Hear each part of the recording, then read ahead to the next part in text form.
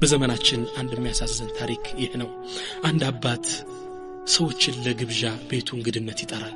ቤት እነሱን አስቀምጦ ውስጥ ሳሎን ውጭ ወጥቶ በቢላ በግሊያርድ አርዶ ወደ ቤት ያስገባል። ቢላውን ውጭ ጥሎት ገብቷል። 3 ልጆች አሉት። ማከለኛው ልጅ ታላቁ ልጅ አስጎነበሰና አባቱ በቢላው በግ እንዳረደው ለማረድ እንደ ቀልድ ሲሞክር ሳያስበው ወንድሙን እንደ በግ ያርደዋል። እዛው ላይ ተንፈራፍሮ ሞተ። ደንግጦ ሩጦ ሄዶ ለእናቱ ሲነግራት እናቱ ደግሞ የመጨረሻው ልጅ እያጠበችው ነበር ብዙ ውሃ ውስጥ። ደንግጣ ጥላው ስትወጣ ይሄ ልጅ እዛው ውሃ ውስጥ ሰምጦ ሞተ።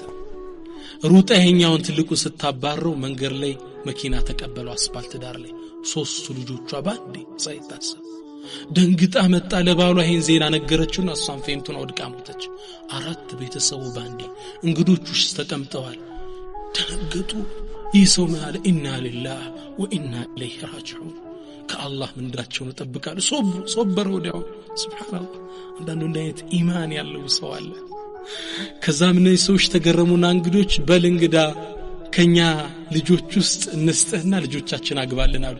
ሁሉም የኔ ልጅ አግባ ያንደኛው ልጅ አገባ። ምን ይላል ሙአሪኹ አን ለሁ الان 13 ወለድ ከዛች ልጅ 13 ልጅ አላህ ሰጥቶታል ይላል። ሹፍ 3 ልጆቹ ባለቤቱን አጣ። ሶበራ አላህ ኸይር እንዳተካው። ስለዚህ ችግር የደረሰባቸው ሰዎች ስታስታውስ ያንተ ችግር ከነሱ አንፃር ትንሽ ነው። በላ በደረሰባቸው ሰዎች መጽናናት